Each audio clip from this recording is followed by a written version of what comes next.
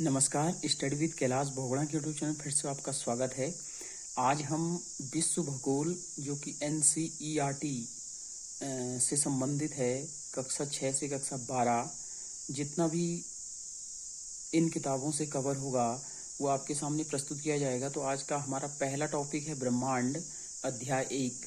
आखिर ब्रह्मांड क्या होता है उसके बारे में आपके सामने कुछ तथ्य हैं।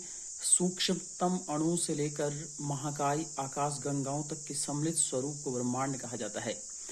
हमारी पृथ्वी इन्हीं असंख्य आकाश गंगाओं में से एक थे, दुग्ध मेखला, जिसको मिल्की वे नामक आकाश गंगा में से जो हमारी पृथ्वी है वो असंख्य आकाश गंगाओं में से एक जो आकाश गंगा है दुग्ध मेला, जिसको इंग्लिश में मिल्की वे कहते हैं, का एक नामक आकाश गंगा में स्थित है।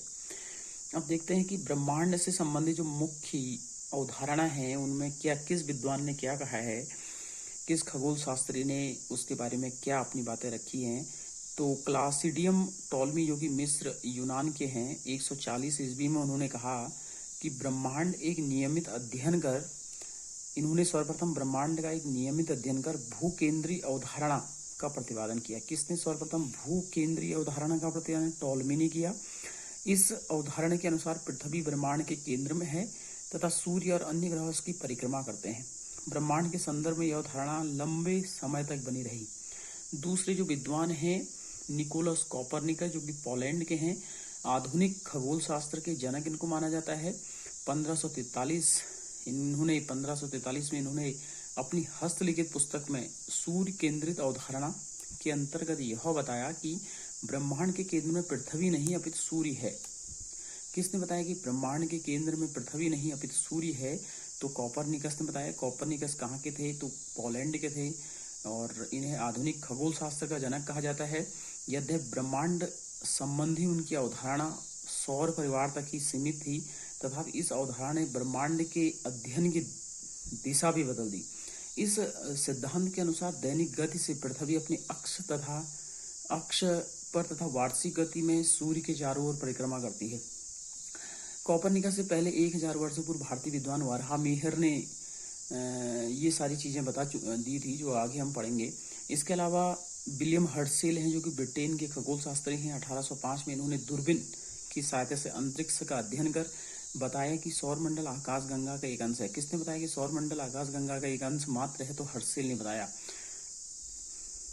इसके अलावा एक और है एडविन पावेल हब्बल जो कि अमेरिका के हैं। 1925 में इन्होंने स्पष्ट किया है कि दृश्य पथ में आने वाले ब्रह्मांड का व्यास 250 करोड़ प्रकाश वर्ष है। इसके अंदर हमारी आकाश गंगाओं की भली भांति लाखों आकाश गंगा है। इन्होंने बताया कि ब्रह्मांड का विस्तार अभी भी जारी है। उसके बाद वराहमिहिर जो कि भारत के हैं, 6वीं शताब्दी ईस्वी में इन्होंने बताया, इन्होंने कॉपरनिकस से लगभग 1000 वर्ष पूर्व बताया कि चंद्रमा पृथ्वी की परिक्रमा करती है और पृथ्वी सूर्य की परिक्रमा। किसने? कॉपरनिकस ने भी बताया था ना इसके बारे में। लेकिन 1000 वर्ष पूर्व हमारे भारतीय विद्वान हैं कॉपरनिकस, उन्होंने ये बता दिया था कि चंद्रमा पृथ्वी की परिक्रमा करती है और पृथ्वी सूर्य की परिक्रमा करती है। तो ये ब्रह्मांड से संबंधित जो सिद्धांत हैं बहुत इंपॉर्टेंट, परीक्षा में पूछे जाते हैं।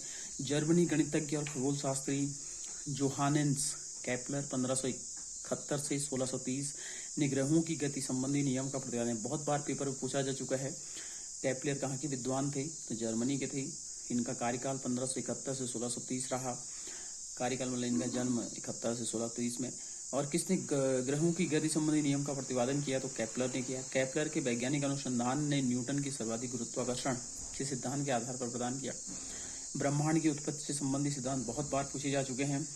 महाविस्फोट सिद्धांत को बिग बैंग थ्योरी कहते हैं। जॉर्ज लेमेंत्रे ने दिया, ये बेल्जियम के अर्थशास्त्री थे। 1927 में इन्होंने सिद्धांत दिया, लेकिन बाद में इसको वैगनर ने एक्सप्लेन किया, मतलब विस्तृत रूप में दिया।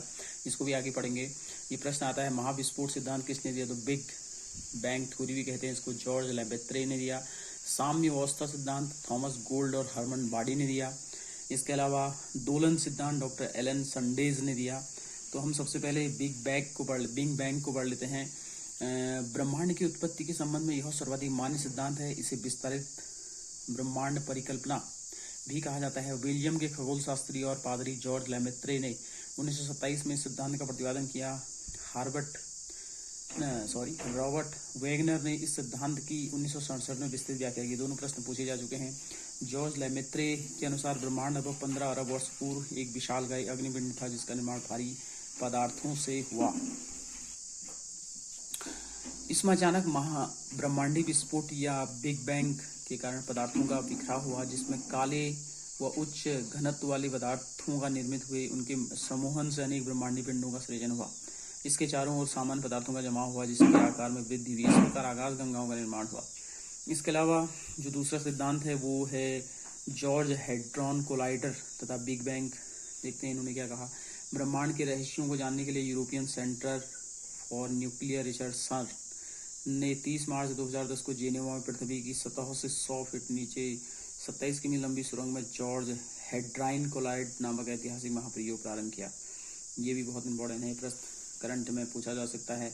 हिग्स ब्रोसान को गॉड पॉलिटिकन नामक नाम नोबेल पुरस्कार विजेता लियोन लेटरमैन ने दिया था।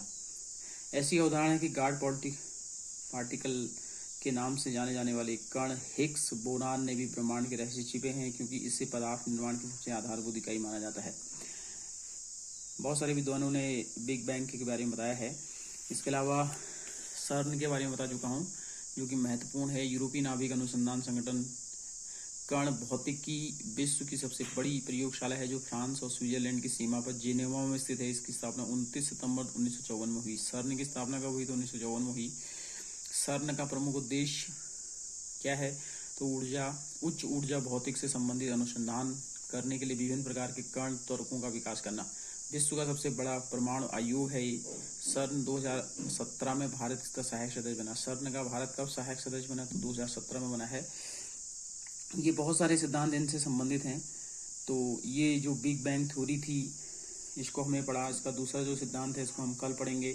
तो कल दोबारा दूसरे वीडियो में मिलते हैं। तब तक के लिए इजाज़त दीजिए। नमस्कार।